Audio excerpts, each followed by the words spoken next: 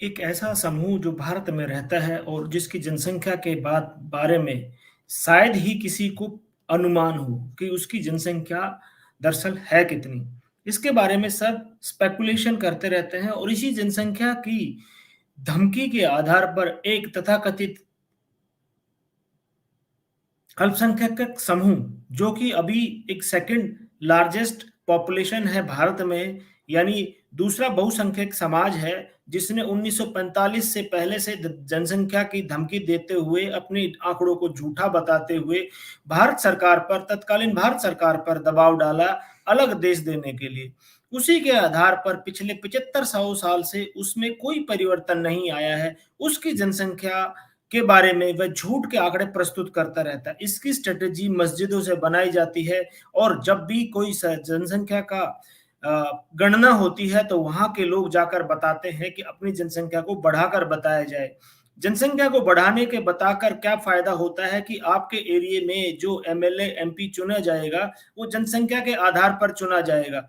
तो जब भी आप जनसंख्या को बढ़ाकर बताएंगे तो जो जनतांत्रिक पार्टियां हैं जो आपका वोट के लिए लालायित रहती हैं वो हमेशा आपको प्लीज करने में यानी आपको तुष्टीकरण में लगी रहेंगी। और इसका उदाहरण जम्मू कश्मीर में है कि वहां की जनसंख्या को हमेशा ज्यादा बताया गया और कश्मीर में जो सीटों का बंटवारा था असेंबली का वो हमेशा कश्मीर में ज्यादा मिलता रहा और जम्मू को कम मिलता रहा, जो कि हिंदू बाहुल्य क्षेत्र था। तो उसकी वजह से क्या हुआ कि जम्मू को हमेशा दबा के रखा गया, जबकि जनसंख्या जम्मू की ज्यादा थी रियलिटी में और जनसंख्या कश्मीर की घाटी की कम थी। लेकिन अनुपात में जो कागजों पर दर्शाया गया, सरकार कागजों पर दर्शाई गई जनसंख्या के आधार पर एक कार्य करती है। अभी जो लेटेस्ट एक एग्जाम्पल निकल कर आया है कि मैं आपको पढ़कर बताता हूं कि किस तरह से भारत में धोखाधड़ी का कार्य हो रहा है। 8.12 लाख करोड़ की अल्पसंख्यकों को दी गई छात्रवृत्ति, जिसमें से 4.30 करोड़ यानी 53 करोड़ फर्जी जनसंख्या निकली है।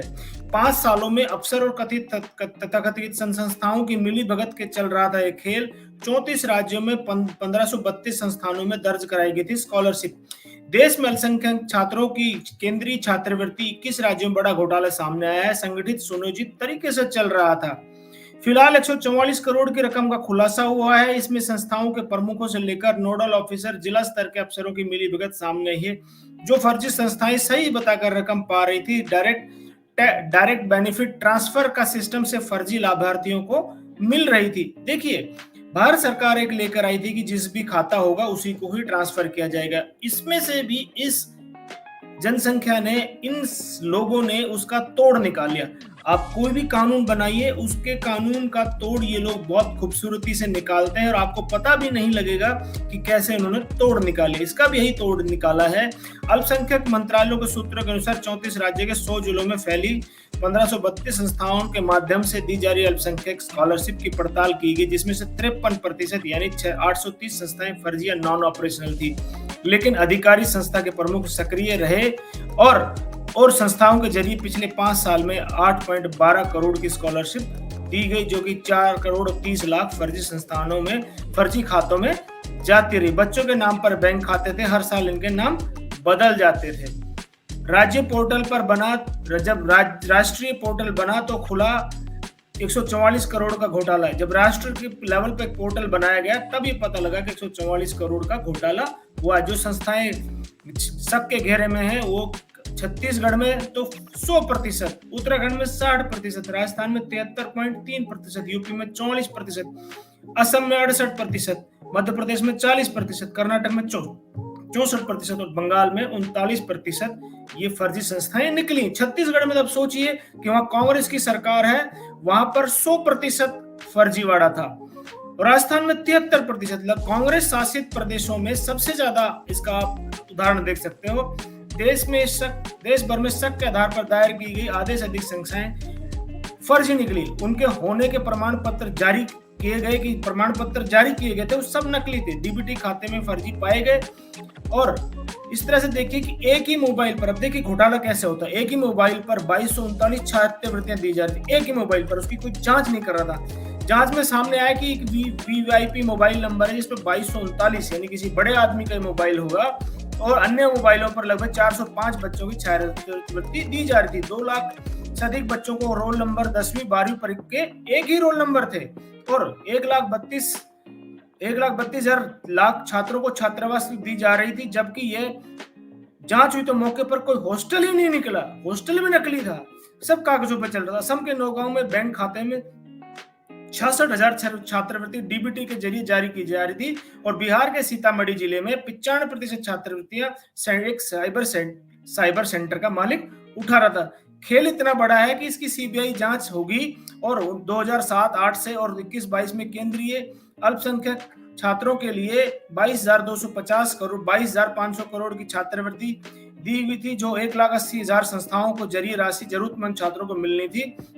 इसमें से इस साल 26 लाख आवेदन आए जाएंगे। सीबीआई की जांच में अभी पता लगेगा कि इसमें कितनी सारी फर्जीवाड़े थे। ये देखिए, मैं आपके स्क्रीन पर लगा रहा हूं इसको, और उसके बाद ये देखिए, इस पे पूरा दिया हुआ है। उसके बाद ये देखिए, ये दूसरी एक और है, दो कई अखबारों में छपी हुई है, तो आप अंदाजा लगा सकते हैं कितना बड़ा घोटाला है, कितना बड़ा फर्जीवाड़ा है। तो इतनी सारी संस्थाओं के साथ मिलकर इनकी जनसंख्या हमेशा ज्यादा बताई जाती है, जबकि इनकी जनसंख्या 10, 12, 15 करोड़ से ज्यादा नहीं। जब आप कभी भी सुनेंगे तो 25 करोड़ 30 करोड़ ऐसे बताया जाएगा, जबकि ऐसे कभी होता ही नहीं है, क्योंकि जो लोग पैदा हुए हैं वो मरना जरूर है, जो मर रहे हैं उनकी जनसंख्या को कटते नहीं है। एक क्षेत्र में जैसे सबसे बड़ा जो स्कैमर अभी मिलेगा आपको, रामपुर यूपी मुरादाबाद के पास की जो जनसंख्या है वो सब ज्यादा माइग्रेशन में है। ये लोग रामपुर में इनका घर है, इनके सब कुछ है, और उसके बाद दूसरी जगह जाकर ये कब्जा करते हैं, वहां की डेमोग्राफी को चेंज करते हैं, लेकिन मूल स्थान को कभी छोड़ते नहीं। वहां पर भी आकर रहते हैं और नए स्थान पर जो कब्जा किया वहां पर आकर रहते हैं। इसकी भी जांच होनी चाहिए, कितनी तेजी से जो डेमोग्राफी उत्तराखंड और उत्तर प्रदेश और हरियाणा में बहुत सारी जगह में बदल रही है, उसका मूल कारण क्या है, इसका भी जांच करनी चाहिए कि उनकी जनसंख्या के झांसे में कभी ना आए। ये 100 साल से अपनी जनसंख्या को बढ़ाकर बता रहे हैं, ये उसका लेटेस्ट उदाहरण है। तो मैं आशा करता हूं कि ये वीडियो आपको पसंद आया होगा और आपको समझ में आया होगा कि जो जनसंख्या बताई जा रही है वो मूल जनसंख्या है नहीं, उससे कहीं कम है। आपको डरने की जरूरत नहीं है, हम लोग आज भी बहुसंख्यक हैं और इन सबसे पार पा सकते हैं। इस बात की आशा बताना आपको आग्रह करूंगा कि वीडियो को लाइक शेयर सब्सक्राइब जरूर कीजिए ताकि सब लोगों तक पहुंचे। वीडियो को पूरा देखने के लिए बहुत बहुत धन्यवाद।